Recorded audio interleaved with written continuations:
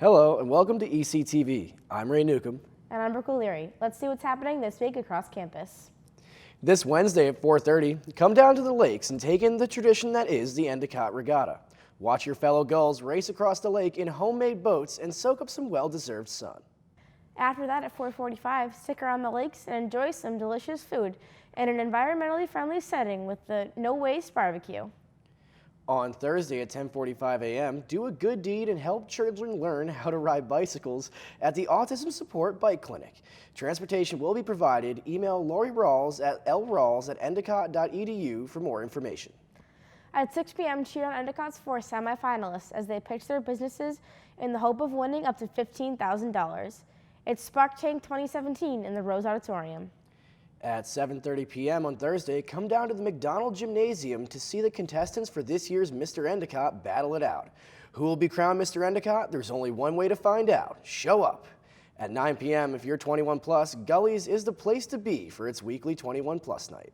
And speaking of 21 plus activities, on Friday, Eta Sigma Delta presents the annual wine, cheese, and beer tasting in Mistlewood Tent.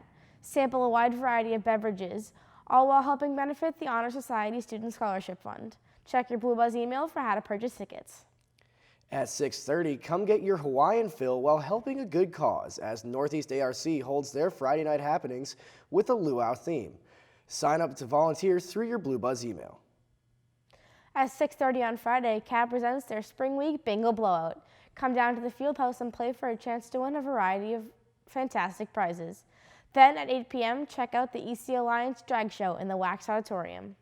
On Saturday at 1 p.m., get to the Marblehead Quad for Endy Carnival, Endicott's carnival-themed celebration. Later that night at 9:30, Hoodie Allen will be on campus performing in the field house. Tickets are $20 and can be purchased ahead of time through your link in your Blue Buzz email.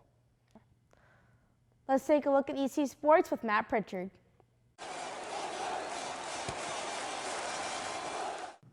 Hello, and welcome to this week's edition of EC Sports for ECTV. I'm Lauren LaCava. And I'm Matt Pritchard. For the 5th straight time, the men's volleyball team claimed the NECC title, 3-0 over Elms College. They now move on to the NCAA tournament, where they have the honor of hosting Stevens in the first round Saturday at 1 p.m. For more information about postseason awards, check out the EC Gulls website. CCC Player of the Week, Mike Coaches, led the men's baseball team to an even 500 week as the Gulls went 3-3. They'll have a tough battle tonight as they travel to number 29, Southern Maine, before bouncing back with a doubleheader at Gordon on Friday, and another with Western New England at home on Saturday. They'll round out the week hosting Wheaton on Sunday. At the beginning of the week, the softball team had a record under 500, but now after 8 straight wins this past week, they are back over 500 with a 15-13 record. They will look to continue their winning streak tonight as they host Leslie in a doubleheader. They will have 3 more doubleheaders this week, 3 days in a row, starting Saturday as they travel to Eastern Nazarene, then Roger Williams, then round it out at home hosting Babson. Emily Whitney and Jennifer LaCroix once again took home the CCC Weekly Awards for Women's Lacrosse. Whitney was named CCC Offensive Player of the Week, with LaCroix being named Rookie of the Week as the Gulls rolled over Salve Regina and Emerson. The Gulls' lone battle this week will take place tonight as they host Curry. 4 big weekly awards for the men's lacrosse team as they got the better of Salve Regina and Curry. Will Jennings took home CCC Offensive Player of the Week, Grant Thompson Defensive Player of the Week, Tommy Hughes Specialist, and Will Clark rounded it out, taking home Rookie of the Week honors. The men will try to lead the team to victory this Saturday at Bowdoin. The men's tennis team went 2-0 on this week as they beat UMass Boston and Curry.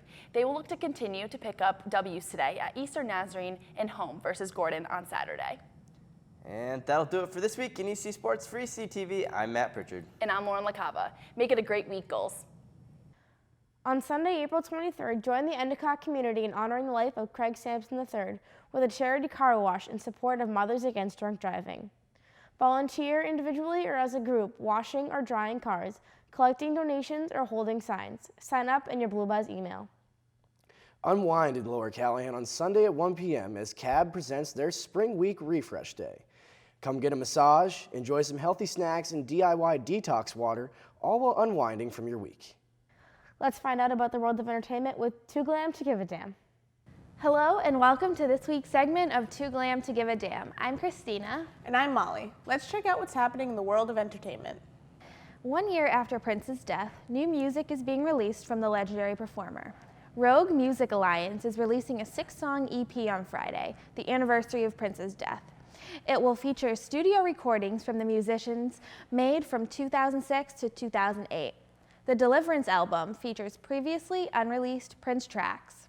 The songs were written and recorded when Prince was an independent artist.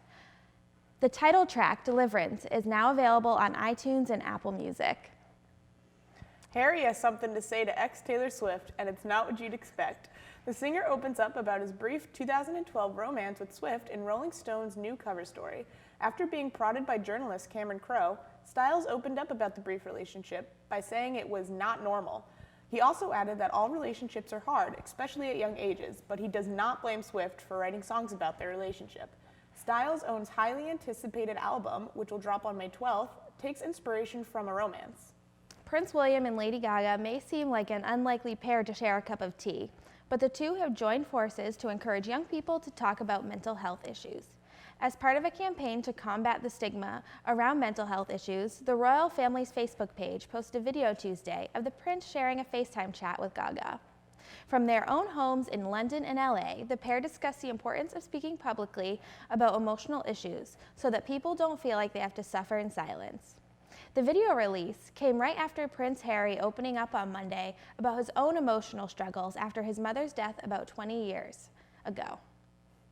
In other news, Netflix released its Q1 earnings report on Monday, and it features quite an interesting tidbit.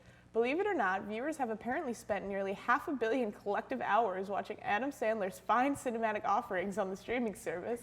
The news may explain why Netflix's original 4-movie deal with Sandler was bumped to 4 more movies in March 2017. Sandler, who's known for his humor featured in 90s movies like The Waterboy and Big Daddy, has made 3 original movies for Netflix so far: The Ridiculous Six, The Do-Over, and the newly released Sandy Wexler. The 3 were panned by critics, but apparently Netflix viewers gobbled them up. And that's all we have this week for Too Glam to Give a Damn. Have a great week, gulls. Next week is National Volunteer Week. Keep an eye out for announcements on events to celebrate the impact of changemakers in your community and inspire others to serve. Earlier this week, entrepreneur and environmentalist Pat Crowley visited the campus to speak with students about his venture into more sustainable food choices. He sat down with Professor Matt Staffier for the monthly series The Green Lens, which is featured right here on ECTV. Let's watch a short clip from the show. Yeah, so I founded Chipool 5 years ago. We take crickets and we mill them down to protein powder and add it to an all-natural energy bar. It's intended to be a much more sustainable, more water-efficient form of protein to replace more unsustainable foods that we've been relying on for our food supply. We were talking today, and you were saying that the UN has actually stepped into the mix here. Yeah, I mean, it's not a new idea. It's kind of radical to people that haven't heard about it before, but most countries around the world eat insects in some form, and there's almost 2,000 varieties of insects eaten around the world. So in 2013, the United Nations put out a report talking about the viability of insects to feed the growing global population, which expected to reach 9 billion by 2050. Yeah, it's a major issue. Yeah. Africa's 1 billion now. They're expected to be 4 billion by the end of the century. It's unreal. It is, yeah. And anyone from a planning perspective knows that we need dramatic changes to the way we're feeding our population as it is today, let alone a growing one. On Tuesday at 6:30 p.m., ECTV hosts its weekly meeting. Come down to AC 264 to find out more about ECTV and to help shoot the various segments. And that about wraps it up for this week. For ECTV, I'm Ray Newcomb. And I'm Brooke O'Leary. Have a great week, Gulls.